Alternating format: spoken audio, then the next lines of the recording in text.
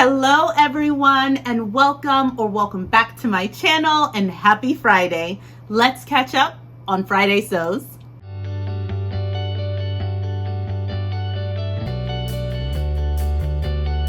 Thank you so much to Jen from Today in Jen's Sewing Room for this awesome hashtag and an excuse, an opportunity for us here in the sewing community to get together before the weekend and talk all things sewing. I want to catch you up on what I'm working on right now.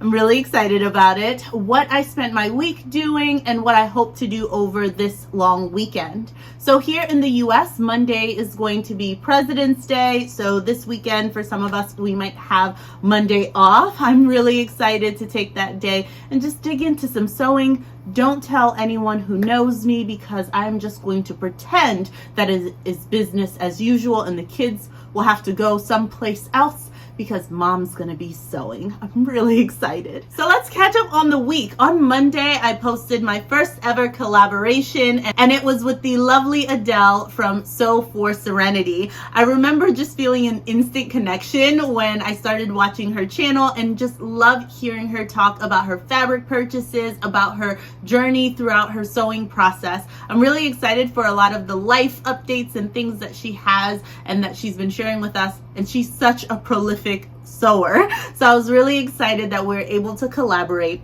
If you have not already watched that video, please, I will leave it linked. I hope that you will give it a watch in addition to watching Adele's video. While I shared my own personal experience, that Monday I watched Adele's review, and it was an actual proper review. And I was sitting down and I was like, oh yeah, I guess I should tell them. I guess I should tell them a bit more about the actual pattern. So I highly encourage that you watch Adele's video, because it was like, I learned things and I was like, didn't you just sew this pattern? So it was really nice to kind of hear her take on it as well. So this week, I think after kind of having what I felt like was a bit of a flop with my Sicily slip dress, albeit it was my first entry, my first tick or crossing off of at least attempting one of the makes in my make 9. So I am thrilled about that. But the overall outcome of the dress didn't quite go as I had planned, and it is something that I plan to revisit, but I needed some wins under my belt, something to kind of get me going, get me through. And I just wanted to pivot from that pattern for a little bit. So I think on Wednesday night, I actually came home and I cut out 4 different patterns. I think the Tuesday night I might have cut out the actual pattern tissues, and then Wednesday night I cut out my fabrics. So I have 4 things to share with you about what I've been working on this week. I cut out the lovely S8834. Really excited about this. I've made this before, but I'm really excited about some new tweaks that I'm making to it. I just started recording my week in the sewing life vlog this week, so you will hear all about how I'm sort of adapting, I would say, this dress and doing some really cool things with it. So if you haven't already subscribed, I hope that you do so and that you stay tuned, because I think you're gonna love what I'm doing with this pattern. And I'm making it out of this beautiful rayon challis fabric that I picked up in the dead stock fabric section at G Street Fabrics during their New Year sale. So I went in January 1st. I was there bright and early and I picked up that awesome fabric, so I'm excited to work with that. In addition, I'm sticking with S9114. If you watched my trouser fitting journey, you know that I used the trousers in this pattern to really test out fits for trousers, and I walked away with 4 new pants. So I'm really excited about that. But I am actually working on version A. So that's this overlay that Mimi G is wearing, and I'm really excited about that. And you guessed it, I am making S9114 out of the long-awaited, beautiful, big floral print from G Street Fabrics. So I'm really excited about that. I also cut out Butterick 4625, and I am working on blouse A, the pussy bow blouse version. And for that, I also, in my New Year fabric haul at G Street, picked up this lovely sort of crepe, this awesome olive green with this off-white ditzy floral print. So I'm really excited to work on that. And finally, I cut out S8742, and that is this awesome coat again. And I am finally digging in to this hunky maroon or burgundy like fabric that I have. It has this awesome like fleece backing. Oh, I'm really excited to be using this because this fabric is so dense and thick that it's been taking up a lot of room in my stash, and I want to just be cuddled up in it. For those of you who have been here for some time, there's going to be a common thread among these 4 patterns. So I'm just going to pause really quickly, and if you know what that is before I say it, put it down in the comments below. What is the common thread between these 4 patterns?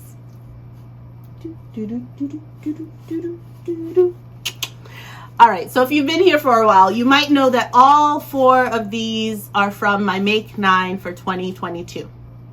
Now, I don't know if that's how Make 9 is supposed to work, if you just do them all at once. But legitimately, I was so inspired. I have been talking about this overlay sort of dress, and I've been talking about this fabric for ages. I wanted to make my flamenco skirt out of this, and then the wearable toile ended up so good I left that mission, and I just needed to have something in this fabric. Then at my most recent haul at G Street, I mean, look at this. You can't feel it, but it feels so soft, and I just want all of this goodness. It has this black background with these awesome, almost autumnal floral print, and it's just perfect for this weather, right? This deep dark color. And I can only imagine how awesome that's gonna look paired under a coatigan like this. I don't want it to get too warm and then I don't need a fleece back coatigan. You know what I mean? And I've been talking about making the perfect blouse. I've been talking about finding a pattern that I'm really going to enjoy to make some tops. And I do have some fabrics that I want to make some exceptional tops out of.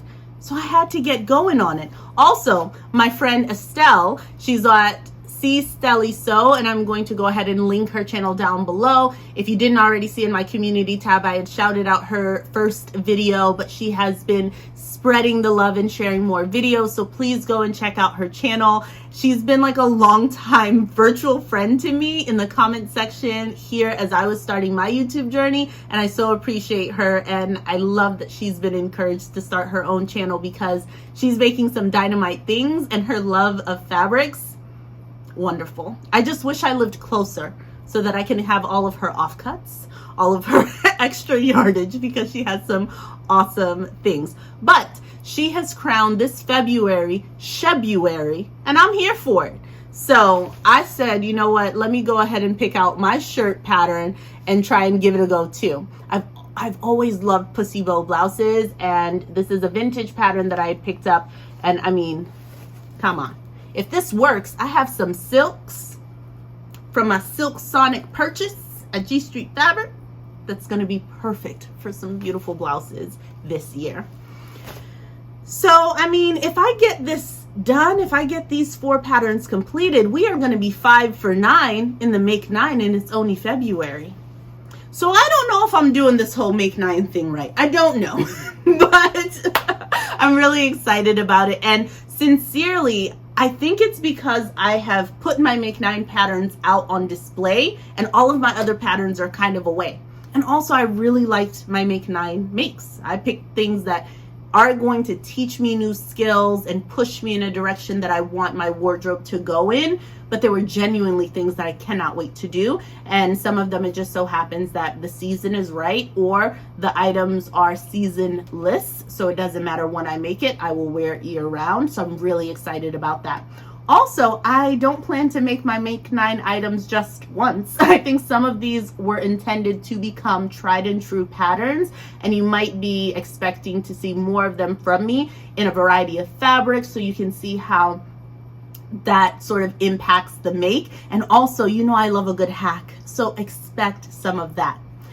Particularly with S8834, I have adapted this pattern so much. I'm working on it right now. It's sitting on my table.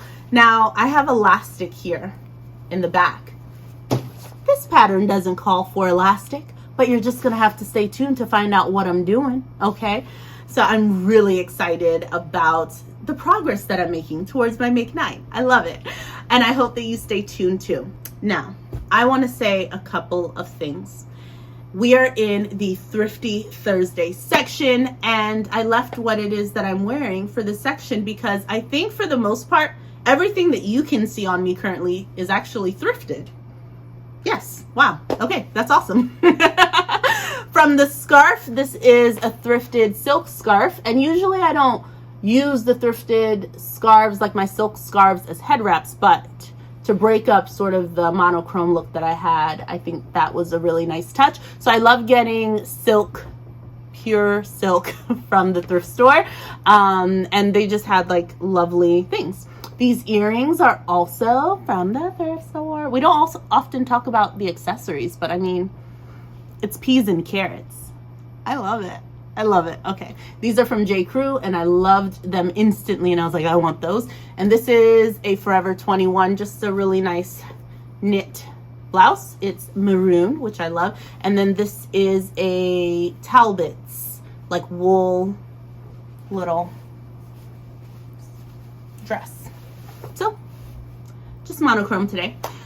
So that is my Thrifty Thursday. I just want to share that there's tons of stuff that you can pick up, even if it's not for your wardrobe. This is before I started getting into sewing my own wardrobe, which, like I have mentioned in the past, I really kind of kickstarted and got back into primarily in 2020, that summer. Of course, I was sewing and mending some of my things here and there, but not as deep as I got into it back in 2020. So prior to that, when I found my local Value Village and started really going in a bit more consistently, I was like, oh, you can really get some awesome stuff. So it just was really neat that I think from head to torso, I'm all in thrifted finds.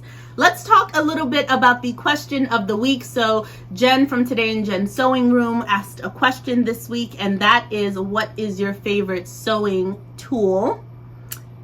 I have a lot, but okay, I have a couple, and it's hard to like pick a favorite because then it seems like I'm picking favorites. But let me say my most unexpected sort of favorite tools. That's how I'm gonna phrase this.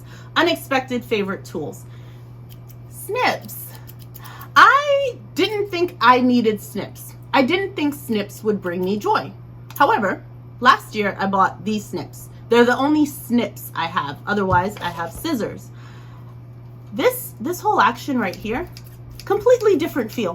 When I'm in the middle of sewing or serging something, the idea of having to find this thing, make sure my fingers are in it, and cut either behind the needle, or I don't like this anymore.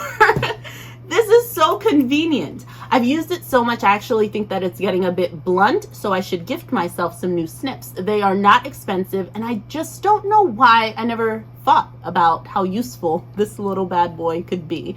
But I do love my snips. Another thing that I sort of like hacky-sacked put together, don't laugh at me. Don't laugh at me when I tell you what I use this for. This is my tailor's clapper. Don't laugh. I use this when I'm pressing down a seam and I just need to, you know, lock in that moisture, lock in that heat. This is one of those little crafty like plaque things that you get at Michael's or your local craft store. And I hot glued a little knob, one of the little wooden squares on there. So I just hold it like this and I sit it, I like press, and then I sit this on top of my fabric, and it works. I actually have a number of these because, I don't know, I do a lot of craft things, and I used to do a lot of wood burning, so I had some extras, and I was like, I wonder if that'll work. So I will, if I have a really long seam, I will press the whole thing, and then I'll line these bad boys up. And truly, when I take it off, it's done the job. I am sure that actual clappers, they hold a ton more weight. So honestly, you're getting a really firm, but I've used this when I'm working with wools. I use what I have. One day I know I'm gonna make myself a genuine tailor's clapper, get a nice hunky, hefty block of wood. But for now, this little thing is doing a good job, and I appreciate that. So for anyone out there, if you need yourself a little tailor's clapper, get one if you can. But if you need some time before you invest in that particular piece, get yourself one of these, okay? Make you something. So those are two tools that I guess I just never thought that I would even care about, and they actually have worked out really well. Okay, the last thing, I'm just gonna put in a last one. A seam gauge. I never thought that I would care about a seam gauge. I often just use the seam gauge that comes on the bed of my sewing machine, even with my Singer. But when I was quilting for the first time this December, seam gauge, needed it. And now as I'm doing a lot more really, trying to master fit, especially when I was doing my trouser toiling journey, I needed that seam gauge. I needed to understand, because even quarter inches mattered to me at that point. Whereas initially I'm like, if I'm a little bit off center, I'm fine with that, right? So I got to be a bit more specific about how I was sewing, and that came in handy as well. I wanted to show it to you, but it's hiding from me at the moment. Oh. Here's my seam gauge. There you are. You're hiding from me. There it is. So this is the seam gauge I have, and it just slides. I like that. And then it'll hold it so that you know where it is, and then you can be really specific and tap it. But yeah, that just allows you to measure very specifically your seams, and it's been handy. So I like it. Okay, all right. So these are my three. I hope I'm not cheating, Jen, but I'm really excited about these. Okay, so as I mentioned, I have a long weekend ahead of me.